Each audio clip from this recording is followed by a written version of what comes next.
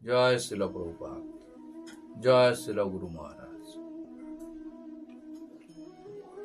ভগবত বার্তা চ্যানেলে আপনাদেরকে সবাই স্বাগত জানাই।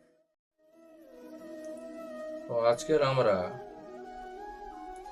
শ্রীমদ্ ভাগবত গীতা দ্বিতীয় অধ্যায় অর্থাৎ সাংখ্যযোগের দ্বিতীয় পাঠ শুরু করব।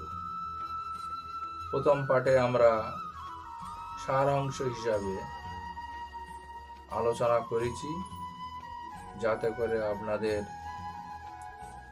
এই গীতা সম্বন্ধে আপনাদের একটা ধারণা থাকতে পারে। গীতা বহু শ্লোক, 700 শ্লোক সমন্বিত, এবং এই সমস্ত গীতা বোধগম্য করা খুবই কষ্টের ব্যাপার। তাই শ্রীল প্রভুপাদ তিনি যেভাবে সেই গীতা যথাযথ থেকে সেই শ্লোকের তাৎপর্যগুলো বা শ্লোকের বঙ্গানুবাদগুলো তিনি আলোচনা করেছেন, এটা আমি গল্পের মাধ্যমে আপনাদেরকে জানাতে চাইছি, যাতে করে আপনারা আপনাদের এই গীতা সম্বন্ধে একটা সম্যক ধারণা হয়। তো প্রথম ভাগে আমরা বলেছি, বা ভগবান অর্জুন যেহেতু মোহগ্রস্ত হয়ে গিয়েছিল অন্যান্য মানুষদের মতো, যারা দেহ আত্মবুদ্ধি সম্পন্ন হয়, তাদের মতো অর্জুনও এখানে মোহাচ্ছন্ন হয়ে গিয়েছিল এবং যুদ্ধ করব না বলে তিনি স্থির করেছিলেন। তো সেক্ষেত্রে ভগবান অর্জুনকে এই গীতার জ্ঞানের মাধ্যমে দেহ ও আত্মার যে সম্বন্ধ, যে প্রকৃত প্রস্তাবে এই যে দেহ, আমি যে দেহ নই, আমি যে মন নই, আমি যে বুদ্ধি নই, আমি হলাম চিন্ময় আত্মা। তো এই দেহ অর্থাৎ জড় দেহ আর চেতন আত্মা, এই সম্বন্ধে ভগবান অর্জুনকে বলেছিলেন। যেহেতু অর্জুন ভগবানের শরণাগত হয়েছিলেন যে আমি তোমার শিষ্য, আমি এখন কি কর্তব্য বিমূঢ় হয়ে গেছি, তুমি আমাকে যথাযথভাবে এই জ্ঞান প্রদান করো। তা আমরা জানি, দীক্ষাকালে শিষ্য করে আত্মসমর্পণ, সেই কালে কৃষ্ণ তারে মানে আত্মসম। অর্থাৎ যখন দীক্ষাকালে যখন শিষ্য যখন আত্মসমর্পণ করে, সেই সময় কৃষ্ণ তার নিজের আত্মসম মনে করে। সেই দেহ করে তার চিদানন্দময়, অপ্রাকৃত দেহে তার চরণ ভজায়। তো ভগবান তখন তার সেই দেহটাকে তখন চিদানন্দময় করে তোলে, তার দেহটা তখন অপ্রাকৃত হয়ে যায়। যখনই আমরা সদ্গুরুর শরণাগত হই, তার কাছে আত্মসমর্পণ করি, তার কাছে দীক্ষা গ্রহণ করি, তখন কৃষ্ণ আমাদেরকে আত্মসম ভেবে তার চরণে আমাদের আশ্রয় প্রদান করে।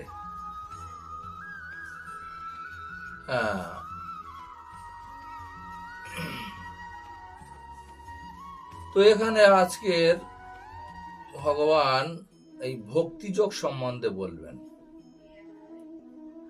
এই ভক্তিযোগটা কি, তিনি এতক্ষণ সাংখ্যযোগ নিয়ে বললেন। এবারে ভগবান বলছেন যে তোমাকে তো সাংখ্যযোগের কথা বললাম, এখন এই ভক্তিযোগ সম্বন্ধে নিয়ে বুদ্ধির কথা তোমাকে শোনাবো, যার ফলে তুমি কর্মবন্ধন থেকে মুক্ত হতে পারবে। তাহলে একমাত্র ভক্তিযোগের মাধ্যমে আমরা কর্মবন্ধন থেকে মুক্ত হতে পারি। কর্মবন্ধন মানে হলো জন্ম মৃত্যুর চক্র, এই পুনরপি জনম পুনরপি মরণম পুনরপি জননী জঠরে শয়নম। এই যে আমরা একটার পর একটা দেহ ধারণ করছি আমাদের কর্ম অনুযায়ী, তো এইভাবে অনাদিকাল থেকে আমরা সেই কখনো বা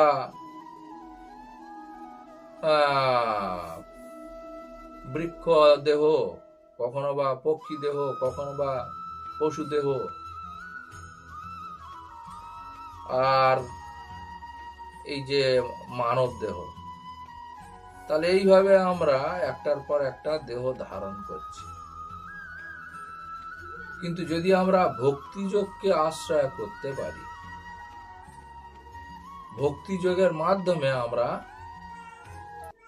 এই জন্ম মৃত্যুর চক্র থেকে আমরা জন্ম মৃত্যুর চক্রটাকে বন্ধ করতে পারব। অর্থাৎ আমরা তো ভগবানের সন্তান, আমরা ছিলাম মমই বাংশ জীবভূত সনাতন, আমরা ভগবানের বিভিন্ন অংশ, ভগবানের কাছে ছিলাম। কিন্তু অপরাধের ফলে, তার চরণে অপরাধ করার ফলে তিনি আমাদেরকে এই জড় জগতে সংশোধনের জন্য পাঠিয়েছেন। কিন্তু এই জড় জগতে এসে ভগবানের সেই বহিরঙ্গা শক্তি, এই মহা মায়ার প্রকোপে পড়ে আমরা কৃষ্ণ স্মৃতি ভুলে গেছি, যার ফলে আমরা আর আমাদের নিজস্ব ধামে যেতে পারছি না। তাই ভগবান এখানে তিনি ভক্তিযোগ সম্বন্ধে অর্জুনকে বলছেন যে তুমি যদি এইটা শোনো, তাহলে তোমার কর্মবন্ধন থেকে তুমি মুক্ত হতে পারবে। ভক্তিযোগের অনুশীলন কখনো ব্যর্থ হয় না। শুধু তাই নয়, এর কোনো ক্ষয় নেই। অল্প যদি অনুষ্ঠান করা যায়, তো সেই অনুষ্ঠানটাকে এই সংসার ও মহা ভয় থেকে পরিত্রাণ পেয়ে যায়। তার প্রমাণ অজামিল, জড় ভরত, এরাই হলো দৃষ্টান্ত। অজামিল এক সময় ব্রাহ্মণ পরিবারে জন্মগ্রহণ করেছিল, ভগবত ভক্তি আচরণ করত, কিন্তু এক সময় এক পতিতা নারীর সঙ্গ লাভ করার ফলে সে নিজের স্ত্রী, তার পরিজনদের ত্যাগ করে সেই পতিতার সঙ্গে নতুন করে সংসার করল এবং সেই পতিতার গর্ভের সন্তান, একটা সন্তানের নাম নারায়ণ রাখল। এক সময় যখন কালের প্রবাহে অজামিলকে যমরাজেরা নিতে এলো, তখন সেই যম দূতেদের দর্শন করে অজামিল নারায়ণ বলে চিৎকার করল। আর সেই চিৎকার ধ্বনি স্বয়ং বৈকুণ্ঠে ভগবানের কাছে পৌঁছে গেল। তৎক্ষণাৎ ভগবান কি করলেন, বৈকুণ্ঠ থেকে তার দূতদেরকে পাঠিয়ে অজামিলকে যমের ভয় থেকে রক্ষা করেছিল। তাহলে দেখুন ভক্তিযোগ কতটা আমাদেরকে এই মহাভয় থেকে রক্ষা করতে পারে। আর যারা এই ভক্তিযোগের পথ অবলম্বন করেছে তাদেরকে বলা হচ্ছে নিশ্চয়াত্মিকা বুদ্ধি বা একনিষ্ঠ বুদ্ধি। কারণ তাদের একমাত্র উদ্দেশ্য হলো শ্রীকৃষ্ণের পরম পদ লাভ করা, ভগবানের সঙ্গে তার হারিয়ে যাওয়া সম্পর্ক স্থাপন করা। এই জন্য তাদের বুদ্ধিটা হলো একনিষ্ঠ, যার জন্য তারা ভগবানের প্রেমময়ী সেবায় যুক্ত হয়ে সরাসরি ভগবানের সঙ্গে তারা যুক্ত হতে চায়, তার সেবায় যুক্ত হতে চায়। কিন্তু আর যারা সকাম ব্যক্তি, অর্থাৎ যাদের কর্মের মধ্যে ফলের আশা করে,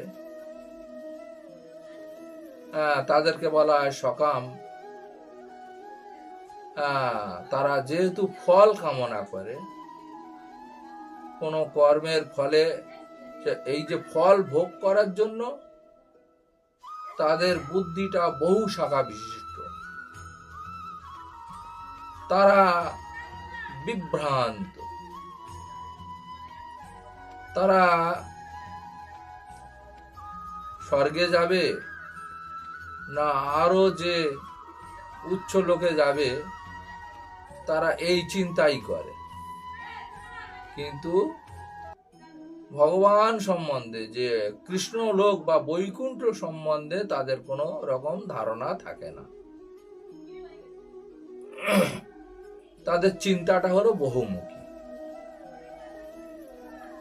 এখানে ভগবান বলছেন যে যারা বিবেক বর্জিত লোক, তারা কি করে না, বেদের এই পুষ্পিত বাক্যের দ্বারা আসক্ত হয়ে স্বর্গসুখ ভোগ করতে চায়, উচ্চকুলে জন্মাতে চায়, ক্ষমতা লাভ করতে চায়, আর এগুলোকে তাদের জীবনের চরম উদ্দেশ্য বলে মনে করে। আর এই ইন্দ্রিয় ভোগ ঐশ্বর্যের প্রতি আকৃষ্ট হয়ে তারা মনে করে তার ঊর্ধ্বে আর কিছু নেই। তারা এই জগতে যা কিছু কর্ম করে, এই জগতের ঐশ্বর্য, ভোগ ঐশ্বর্য লাভ করতে চায়, আর পরকালে তারা স্বর্গে গিয়ে সেই রকম ভাবে আবার তারা ভোগ ঐশ্বর্য লাভ করতে চায়। কিন্তু একটা জিনিস জানতে হবে যে স্বর্গ লাভ করলেও বা উচ্চ লোকে গেলেও কিন্তু সেই জন্ম মৃত্যুর চক্র থেকে এড়ানো যায় না। ব্রহ্ম ভুবনালোক পুনরাবর্তিন অর্জুন। এই লোক থেকে এই ব্রহ্মলোক পর্যন্ত সবকিছু পরিবর্তন হয়। একমাত্র সেই গোলক বৃন্দাবন, বৈকুণ্ঠ, এই ভগবানের ধাম, সেখানেই একমাত্র শাশ্বত নিত্য জীবন লাভ করা যায়। সেখানে গেলে আর এই জন্ম মৃত্যুর মধ্যে বা কর্মবন্ধনের মধ্যে আমরা আর আবদ্ধ হই না। এই জন্যে যারা বুদ্ধিমান, যেজন কৃষ্ণ ভজে সে বড় চতুর, চতুর ব্যক্তিরা তারা কৃষ্ণ ভজনা করে, তারা এই বেদের কথায় বা বেদের বাণীতে তারা কখনো উদ্বুদ্ধ হয় না।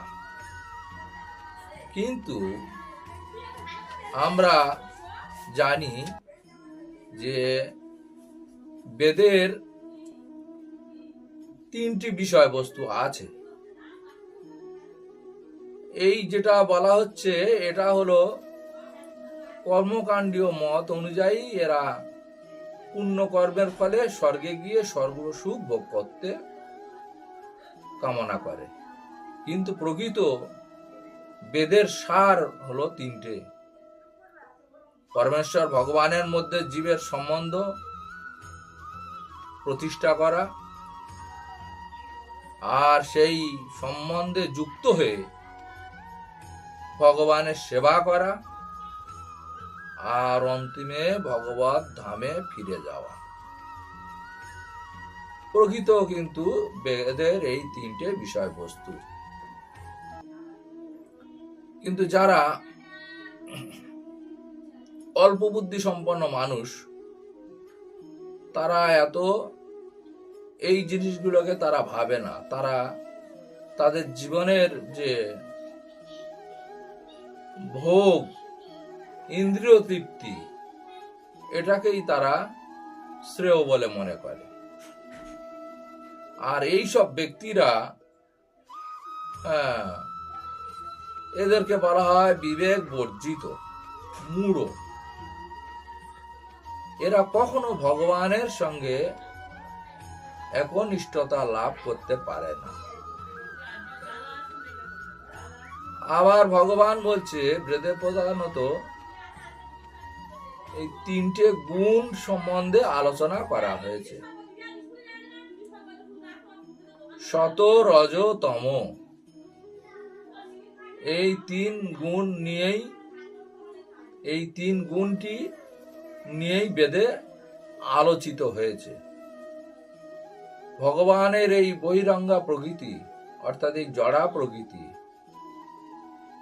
এই তিন গুণের সমন্বয়ে তৈরি। আর এই জগতে যা কিছু আছে প্রত্যেকটা এই তিনের গুণের সমন্বয়ে বন্ধন প্রাপ্ত হয়ে আছে। শতগুণ হলেও, যদিও শতগুণে মানুষ তাদের জ্ঞান হয়, রজগুণে তাদের লোভ হয়, তমগুণ তো আরো জঘন্য গুণ সম্পন্ন। তো শতগুণে ফলে পূর্ণ কর্ম করা যায়, কিন্তু জন্ম মৃত্যুর চক্রকে কখনো এড়ানো যায় না। সে শতগুণ হোক, রজগুণ হোক আর তমগুণ হোক। তাই এই কর্মবন্ধন বা এই জন্মান্তরবাদকে এড়াতে গেলে এই ভগবান এখানে অর্জুনকে উপদেশ দিয়েছেন যে তুমি এই যে নিস্ত্রয়ী গুণ ভব অর্জুন, তুমি এই তিন গুণের অতীত হও। অর্থাৎ ভক্তরা সবসময় এই তিন গুণের অতীত হয়। তার ফলে কি হয়? তারা সমস্ত দ্বন্দ্ব থেকে মুক্ত হয়, সমস্ত লাভ ক্ষতি, আত্মরক্ষা, দুশ্চিন্তা থেকে মুক্ত হয়। তারা পূর্ণরূপে আধ্যাত্ম চেতনায় যুক্ত হয়ে যায়। অর্থাৎ তাদের শরীরটা তখন চিদানন্দময় হয়ে ওঠে। ভগবান একটা উদাহরণ এখানে দিয়েছেন যে যেমন ক্ষুদ্র জলাশয়ে যে সমস্ত প্রয়োজন সাধিত হয় সেগুলো বৃহৎ জলাশয় থেকে আপনা হতেই সেগুলো এসে যায়। তেমন যদি আমরা ভগবানের উপাসনার মাধ্যমে যিনি পরম ব্রহ্মের জ্ঞান লাভ করবেন তার কিন্তু এই যে বৈদিক সমস্ত উপনিষদ, বেদ, এই যে অন্যান্য শাস্ত্রের সবকিছুর উদ্দেশ্য তার উপলব্ধি হয়। এই জন্য ভগবান বলছেন যে দেখো, স্বধর্ম বিহিত কর্মে তোমার অধিকার আছে, কিন্তু কর্মফল ভোগ করার তোমার অধিকার নেই। তুমি কর্ম করতে পারো, কর্মফল ভোগ করার অধিকার তোমার নেই। কারণ যখনই আমরা কর্মের ফল ভোগ করতে চাইব, সেই হিসাবে আমাদের সুখ দুঃখ আসবে, আর এই সুখ দুঃখ আসার ফলে আমাদের আবার জন্ম মৃত্যু চক্রে আবদ্ধ হতে হবে। কিন্তু কর্ম আমাদের করতে হবে, সেই কর্মটার মধ্যে কোনো ফলের আশা আকাঙ্ক্ষা থাকবে না। তো এইভাবে যখন আমরা সেই পরম ব্রহ্মের সম্বন্ধে জ্ঞান লাভ করব, তখন আমাদের সমস্ত কিছুর উদ্দেশ্য উপলব্ধি হবে।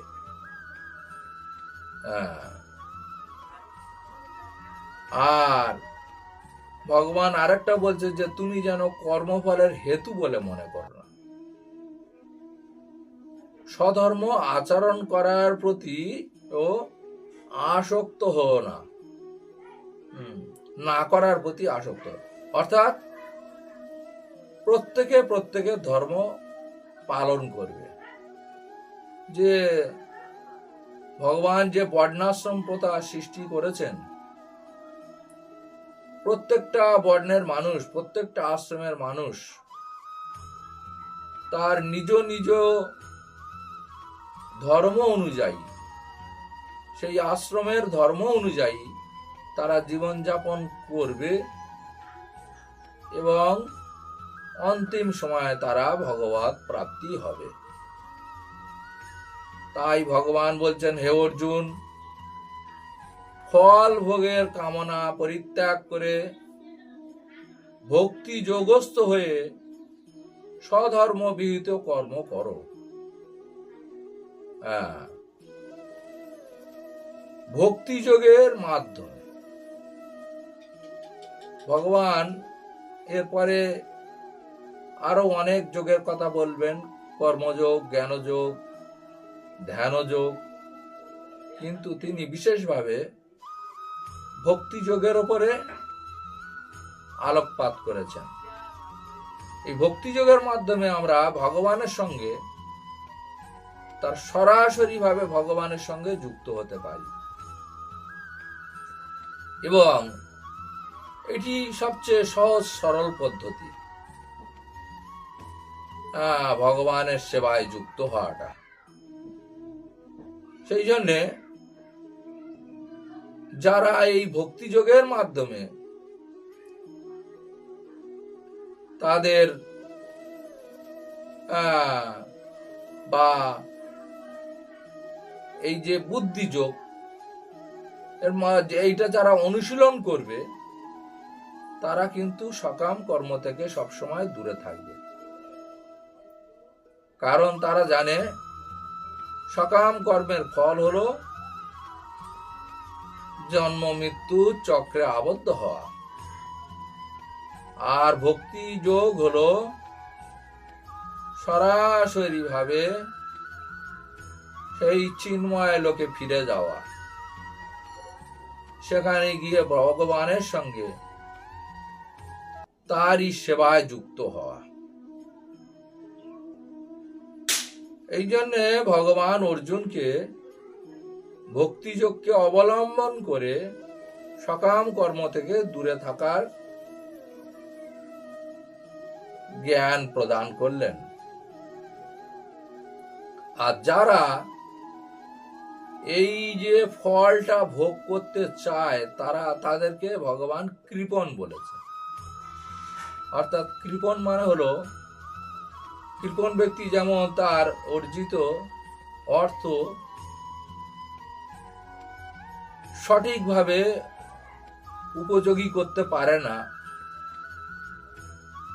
সেই রকম এই যারা জড় বিষয়াসক্ত মানুষ, তারা জীবনের প্রকৃত মূল্য বোঝে না। এই যে মানব জীবনের উদ্দেশ্যটা কি, আর মানব জীবনের সমস্যাটা কি? না, আমাদের প্রকৃত সমস্যা হলো আমরা এই যে শরীর পরিবর্তন করছি, একটার পর একটা দেহ ধারণ করছি, আবার মারা যাচ্ছি,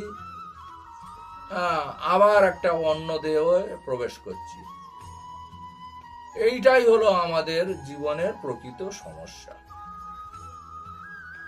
এই দেহান্তর হওয়াটা। আমাদের যে চিন্ময় আত্মা, সেই জড় জগতের মধ্যে আবদ্ধ হয়ে সে একটার পর একটা দেহ ধারণ করে যাচ্ছে। এটাই হলো আমাদের প্রকৃত সমস্যা। আর আমাদের উদ্দেশ্যটা কি? যে এই যে দেহকে ভগবানের সেবায় যুক্ত করে ভগবত চেতনায় উদ্বুদ্ধ হয়ে এই জড় জগতের এই বন্দি দশা থেকে মুক্ত হয়ে সেই চিন্ময় লোকে ফিরে যাওয়া, এটাই হলো আমাদের প্রকৃত উদ্দেশ্য। প্রকৃতি তো আমাদের একটার পর একটা জড়দেহ দান করছে, আর আমাদের কর্ম অনুযায়ী সেই এক একটা দেহে কর্মফল ভোগ করছি। আমাদের এই দেহটা তো কর্মফল ভোগ করার একটা যন্ত্র। তাই এই যে প্রকৃত উদ্দেশ্যকে আমাদেরকে বাস্তবায়িত করতে হবে। অর্থাৎ এই যে দেহান্তর হওয়া থেকে বা দেহান্তর চক্রটাকে বন্ধ করতে হবে। আমাদের সেই আদি চেতনা, সেই পারমার্থিক চেতনায় পুনর্জাগরিত করে তার ফলে আমরা কি করব? শাশ্বত জ্ঞানময় আনন্দময় জীবন লাভ করে আমরা আপন আলয়ে ফিরে যেতে পারব। তো এই জন্য ভগবান তিনি এই ভক্তি যোগকে অবলম্বন করতে বললেন। এর ফলে কি হয়? জীবনের পাপ পুণ্য উভয় থেকে মুক্ত হওয়া যায়। অর্থাৎ যখন আমরা নিষ্কাম কর্মযোগের অনুষ্ঠান করব, তখন আমরা সমস্ত পাপ পুণ্য, সমস্ত দ্বন্দ্ব ভাব থেকে মুক্ত হয়ে যাব। এর আগে এই নয় যে পৃথিবী সবে সৃষ্টি হয়েছে, এর কোটি কোটি বছর আগে এইসব মহান মহান মনীষীগণ তারা ঠিক এইভাবে ভগবানের সেবায় যুক্ত হয়ে তাদের কর্মজাত ফল ত্যাগ করে তারা জন্ম মৃত্যুর বন্ধন থেকে মুক্ত হয়েছেন। এই যে জন্ম মৃত্যু জরা ব্যাধি, এই যে দুঃখ দুর্দশার অতীত অবস্থা লাভ করেছে। তাই ভগবানের এই অর্পিত নিষ্কাম কর্ম অভ্যাস আমরা যখন করব, আর এই অনুশীলনের মাধ্যমে আমাদের বুদ্ধিটা তখন কি হবে? মোহরূপ গভীর অরণ্য, সেই অরণ্যকে অতিক্রম করবে। আমাদের মোহগুলোকে গভীর অরণ্য বলা হচ্ছে, কারণ আমরা এই জগৎটা রজ আর তমগুণে সৃষ্ট। আর রজগুণ থেকে কি হয়? লোভ হয়। তমগুণ থেকে ক্রোধ হয়। তাহলে এই লোভ আর ক্রোধের বশবর্তী হয়ে আমাদের মোহ সৃষ্টি হয়। আমরা তখন নিজের দেহটাকেই বা দেহের সঙ্গে সম্পর্কিত সবকিছুই আমার বলে মনে করি। এটাই হলো মোহ। আমার পুত্র, আমার কন্যা, আমার আত্মীয়, আমার সমাজ, আমার দেশ, আমার জাতি, এইগুলো হলো মোহরূপ অরণ্য। যখন আমরা ভগবানকে আমাদের সমস্ত কর্মের ফল অর্পণ করব, তখন এই মোহরূপ অরণ্যকে আমরা অতিক্রম করতে পারব। হ্যাঁ, এবং তখন আমাদের মধ্যে প্রকৃত শুদ্ধ ভক্তির প্রভাবে আমাদের ইন্দ্রিয় মন পবিত্র হয়ে আমাদের বুদ্ধি একনিষ্ঠ হবে ভগবানের প্রতি। তার সঙ্গে আমাদের যে অনাদিকাল থেকে হারিয়ে যাওয়া সম্পর্ক আবার পুনঃপ্রতিষ্ঠিত হয়ে যাবে। আর তখন এই বেদের বিচলিত বুদ্ধির দ্বারা আর মোহগ্রস্ত হবে না বা বিচলিত হবে না। দিব্য জ্ঞান লাভ করে এই ভক্তি যোগে অধিষ্ঠিত হওয়া যাবে। তো এইবারে অর্জুন জিজ্ঞাসা করছে ভগবানকে যে প্রভু, তুমি তো এই ভক্তি যোগ বিষয়ে অনেক কিছু বললে, কিন্তু এবারে তুমি আমাকে বলো, যারা এই ভক্তি যোগে সিদ্ধি লাভ করেছে বা স্থিতপ্রজ্ঞ ব্যক্তি বা যাদের বুদ্ধি অচলা বুদ্ধি, অচলা ভগবানের প্রতি যাদের বুদ্ধি একনিষ্ঠ, তাদের লক্ষণ কেমন, তারা কিভাবে কথা বলেন, কিভাবে তারা অবস্থান করেন বা কিভাবে তারা চলাচল করেন, এইগুলো অর্জুন ভগবানের কাছে জানতে চাইল। তার উত্তরে ভগবান বলছেন যে দেখো, আমার যে ভক্ত, যার বুদ্ধি আমাতে একনিষ্ঠ, তার কতগুলো গুণ আমি তোমাকে বলছি। এই জগতে সেই সব ব্যক্তিদের মধ্যে যদি এই গুণগুলো দেখতে পাও, তো জানবে সেই ব্যক্তি হলো আমাতে একনিষ্ঠ। অর্থাৎ প্রথমত এই জীব যখন মানসিক জল্পনা কল্পনা থেকে উদ্ভূত সমস্ত মনোগত কাম পরিত্যাগ করতে পারবে, তাহলে এই যে মানসিক জল্পনা কল্পনা থেকে কামের উদ্বেগ হয়, তাহলে সাধারণত মানুষের মন চঞ্চল, তারা সর্বদা তাদের ইন্দ্রিয় তৃপ্তি ভোগ ঐশ্বর্যের প্রতি তারা আকৃষ্ট। কিন্তু স্থিতপ্রজ্ঞ ব্যক্তি যারা, তারা তাদের সেই মানসিক জল্পনা কল্পনা থেকে যে কামনাটা আসে, সেই কামকে তারা পরিত্যাগ করতে পারে। তাদের মন আত্মাতেই পরিতৃপ্ত। এইভাবে তুমি তাকে প্রথমে জানতে পারবে সে স্থিতপ্রজ্ঞ ব্যক্তি। দ্বিতীয় এতে বলেছেন যে এই জগতে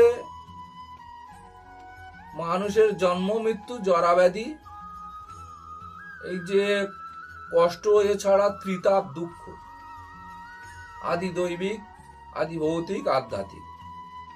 এই যে ত্রিতাপ দুঃখ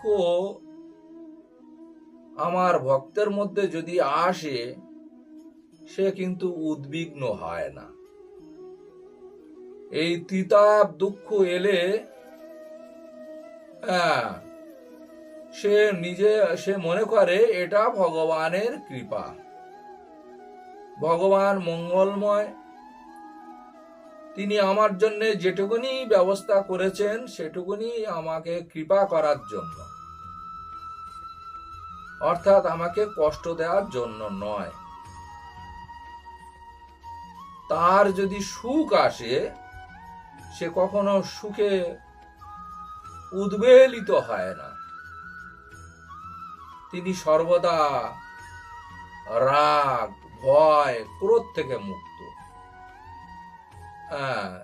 তিনি স্থিতপ্রজ্ঞ, যার কোনো রাগ নেই, যার কোনো ভয় নেই, যার কোনো ক্রোধ নেই।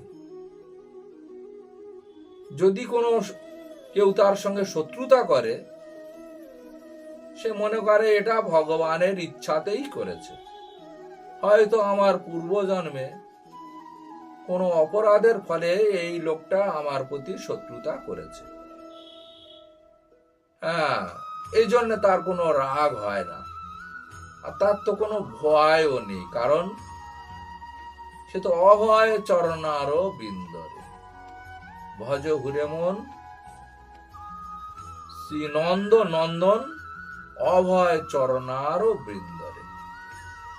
অভয় চরণের যে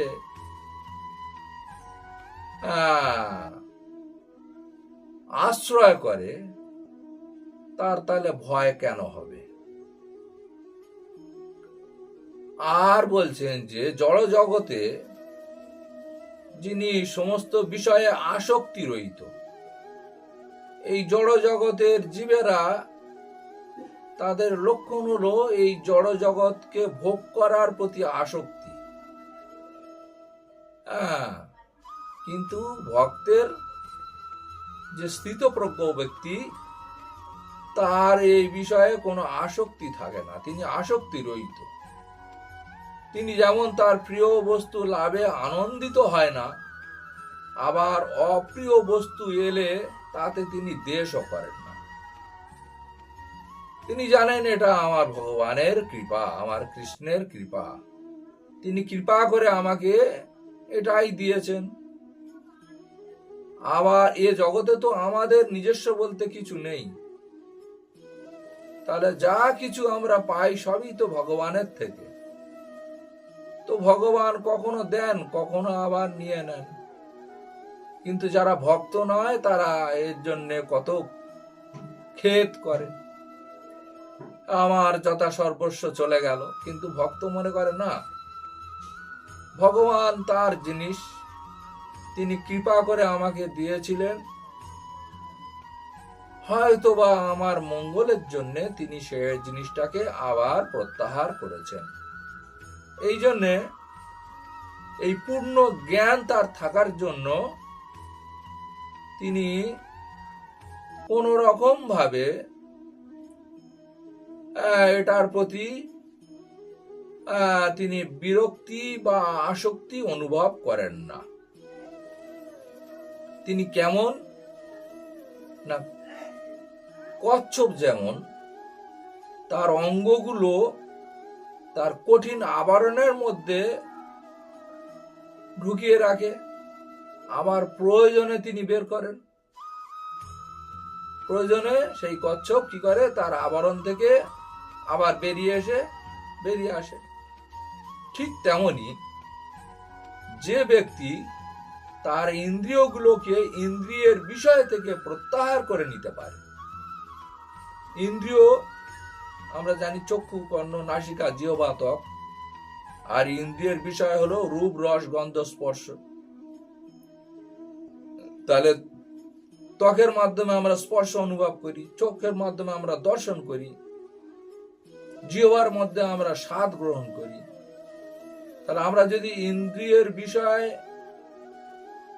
এই সাধারণ মানুষ তারা হলো ইন্দ্রিয়ের দাস, তাদেরকে বলা হয় গো দাস, গো মানে হলো ইন্দ্রিয়, আর দাস অর্থাৎ ইন্দ্রিয়গুলো, ইন্দ্রিয় মন বুদ্ধি যেটা চাইবে, মন বুদ্ধি বিশেষ করে যেটা চাইবে ইন্দ্রিয়গুলো সেই দিকে চলে যায়। অর্থাৎ দেহ সেই দিকে চলে যায়। এদেরকে বলা হয় ইন্দ্রিয়ের দাস বা গো দাস। আর মহান মহান ভক্তরা তারা হলেন গোস্বামী, অর্থাৎ এই ইন্দ্রিয়দের স্বামী। তারা এই কুর্মের মতো তাদের এই যে ইন্দ্রিয়ের বিষয়গুলোকে প্রত্যাহার করার ক্ষমতা আছে।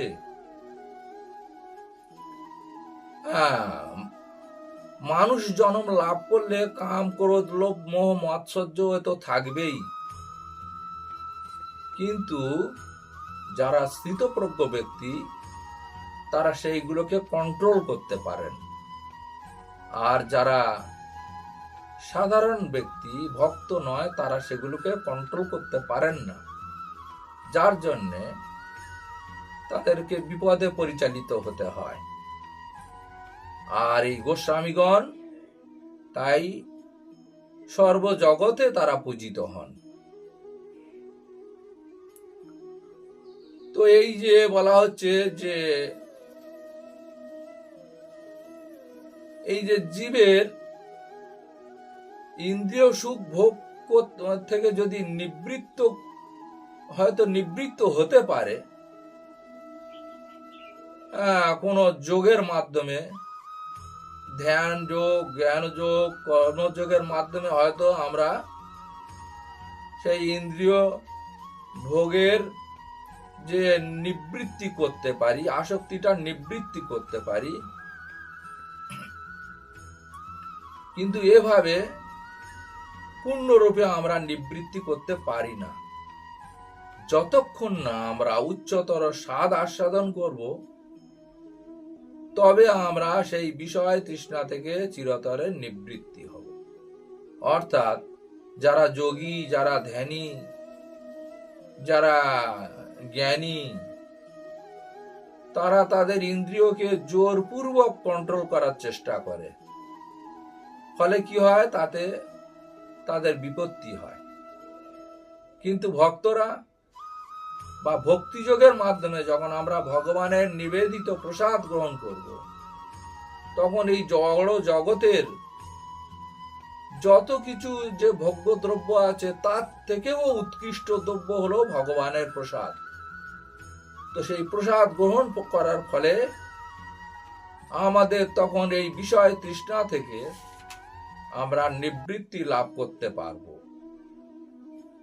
আমাদের এই ইন্দ্রিয়গুলো এতই বলবান, এতই ক্ষোভকারী, এতই যত্নশীল যে বিবেক সম্পন্ন পুরুষের মনকে বলপূর্বক বিষয় অভিমুখে নিয়ে যেতে পারে। তার প্রমাণ আপনারা জানেন। বিশ্বামিত্র মুনি তিনি মেনকার রূপে মুগ্ধ হয়ে তিনি তার প্রতি আসক্ত হয়েছিলেন। কিন্তু আমাদের হরিদাস ঠাকুর তিনি ভক্তিযোগকে অবলম্বন করেছিলেন, আর সেই ভক্তিযোগকে অবলম্বনের ফলে লক্ষ হীরার মতো সেই রূপসীকে প্রত্যাখ্যান করেছিল। শুধু তাই নয়, সেই লক্ষ হীরা হরিদাস ঠাকুরের চরণে পতিত হয়ে শুদ্ধ ভক্তে পরিণত হয়েছিল। তো যিনি তার এই ইন্দ্রিয়গুলোকে সম্পূর্ণরূপে সংযত করে ভগবানের প্রতি ভক্তিপরায়ণ হবেন, তাহলে তার ইন্দ্রিয়গুলো বশীভূত হয়ে যাবে। তার প্রমাণ আমরা হরিদাস ঠাকুরের থেকে আমরা জানতে পারি। আর একটা বিষয় ভগবান এখানে বলছেন যে ইন্দ্রিয়ের বিষয় সম্বন্ধে আমরা যখন চিন্তা করি তখন মানুষের আসক্তি হয়। আসক্তি থেকে কামের উৎপন্ন হয়, আর এই কামনা থেকে আসে ক্রোধ, ক্রোধ থেকে আসে সম্মোহ, সম্মোহ থেকে আসে স্মৃতিবিভ্রম, আর স্মৃতিবিভ্রম থেকে হয় বুদ্ধিনাশ, আর বুদ্ধিনাশ হওয়ার ফলে হয় সর্বনাশ। অর্থাৎ মানুষ পুনরায় জড় জগতের অন্ধকূপে আবার পতিত হয়ে যায়।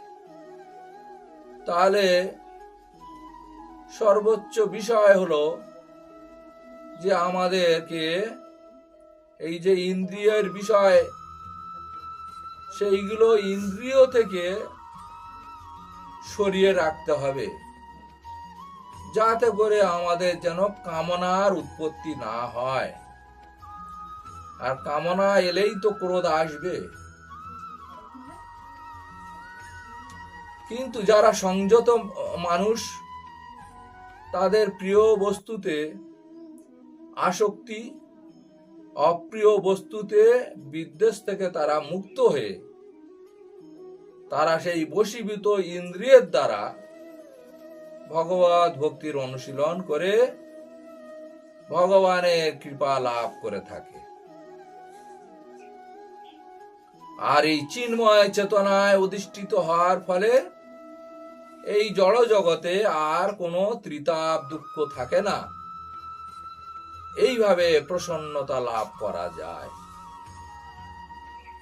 আর যে ব্যক্তি কৃষ্ণ ভাবনায় যুক্ত নয়, তার চিত্ত সংযত নয়, তার পারমার্থিক বুদ্ধি থাকতে পারে না, তিনি পারমার্থিক চিন্তা শূন্য।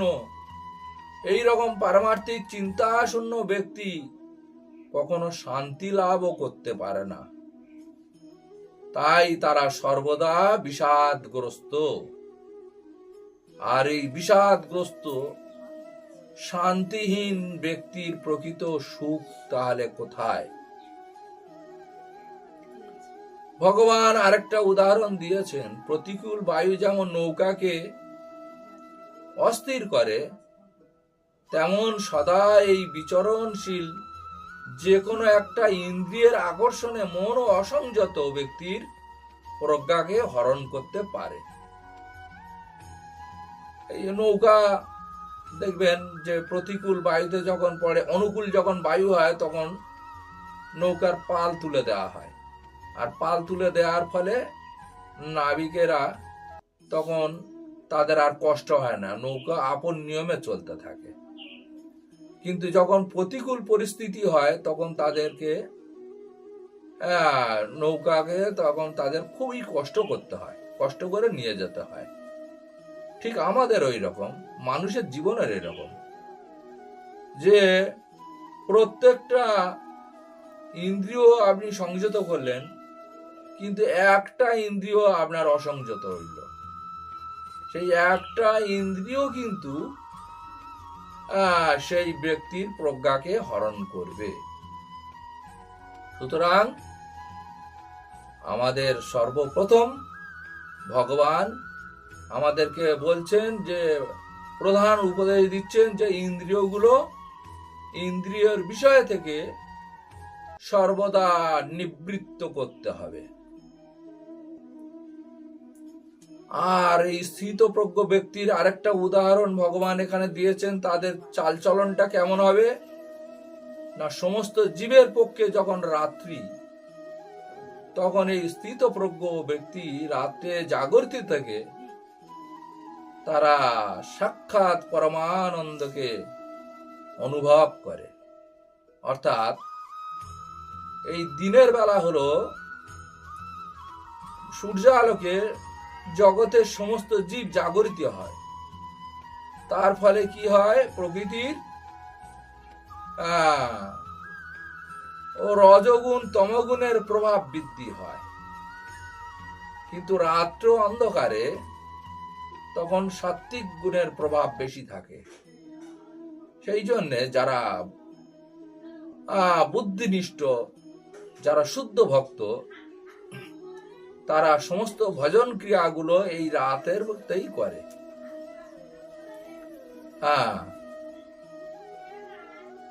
তো এই সব বিষয় আর বলছেন যে বিষয়কামী ব্যক্তি যেমন কখনো শান্তি লাভ করতে পারে না, যেমন জলরাশি সদা পরিপূর্ণ এবং স্থির সমুদ্রে প্রবেশ করেও তাকে ক্ষোভিত করতে পারে না, ঠিক আমাদের এই যে কামনাগুলো তেমন স্থিতপ্রজ্ঞ ব্যক্তিতে প্রবিষ্ট হয়ে তাকেও বিক্ষুব্ধ করতে পারে না। এই জন্যই তিনি শান্তি লাভ করেন, কারণ তিনি তো তার ইন্দ্রিয়ের বিষয় থেকে প্রত্যাহার করার ক্ষমতা রাখেন। তাহলে কাম কেন তাকে প্রতারিত করতে যাবে, বা তিনি বা কামের দ্বারা কেন প্রতারিত হবেন? তিনি তো গোস্বামী, অতএব তিনি শান্তি লাভ করেন। যে ব্যক্তি সমস্ত কামনা বাসনা পরিত্যাগ করে জড় বিষয়ের প্রতি নিস্পৃহ, নিরহংকার, মমত্ববোধ রহিত হয়ে বিচরণ করেন, তিনি প্রকৃত শান্তি লাভ করেন। ভগবান এখানে একটা শান্তির সূত্র আমাদেরকে দিয়ে দিলেন, যে সমস্ত কামনা বাসনাকে পরিত্যাগ করতে হবে। একমাত্র কামনা হলো ভগবানের সেবা, একমাত্র বাসনা হলো ভগবানকে দর্শন করা। তো এই জড় জাগতিক কামনা বাসনা এগুলিকে ত্যাগ করে সর্বদা ভগবানের প্রতি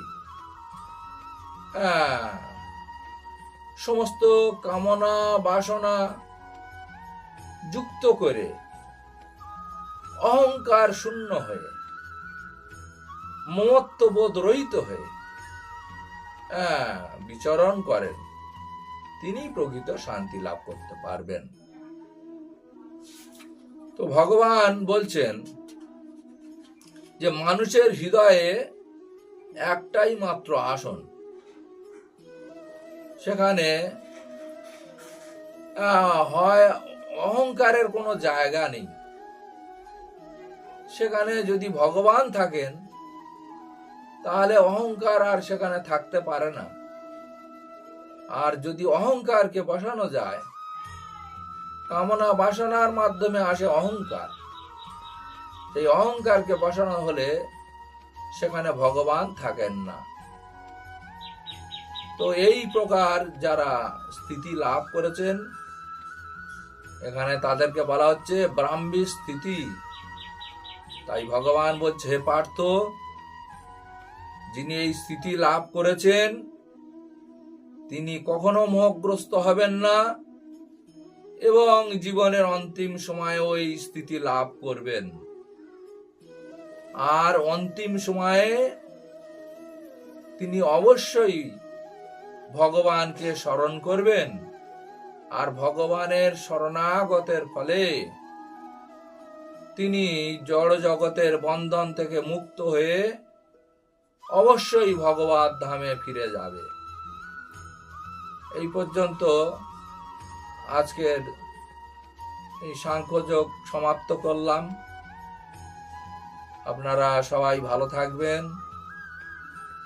যদি ভালো লাগে এই প্রভুপাদের যে অনুবাদটি আপনাদের যদি ভালো লেগে থাকে, আপনারা অন্যদেরকে শেয়ার করবেন।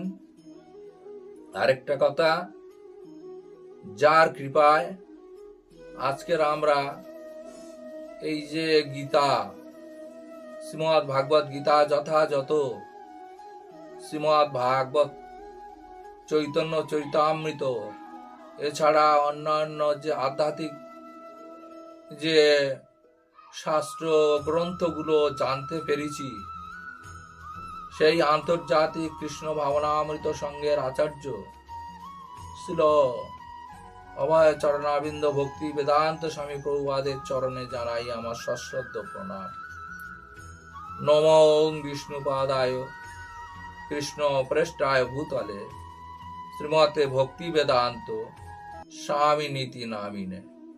নমস্তে সরস্বতে দেবে গৌরবাণী প্রচারিণে নির্বিশেষ শূন্যবাদী পাশ্চাত্য দেশ তারিণী। এছাড়া আমার পারমার্থিক পিতা ছিল জয় পতাকা স্বামী গুরু মহারাজের চরণে জানাই আমার সশ্রদ্ধ প্রণাম। নমো বিষ্ণুপাদায় কৃষ্ণ প্রেষ্টায় ভূতলে শ্রীমতে জয় পতাকা স্বামী নীতি নামিনে। নমো আচার্য পাদায় নিতাই কৃপা প্রদায়িনে গৌর কথা ধামোদায় নগর গ্রাম তারিণে। এছাড়া আপনাদেরকে জানাই বৈষ্ণবীয় প্রণাম। বাঞ্ছা কল্পতরুভ্যচ কৃপা সিন্ধুভ্য এবচ পতিতানাং পাবনেভ্য বৈষ্ণবেভ্য নমো নমঃ। অনন্ত কোটি বৈষ্ণববৃন্দ কি জয়। শিল প্রভুপাদ কি জয়। শিল গুরু মহারাজ কি জয়। হরে কৃষ্ণ কৃষ্ণ কৃষ্ণ হরে হরে, হরে রাম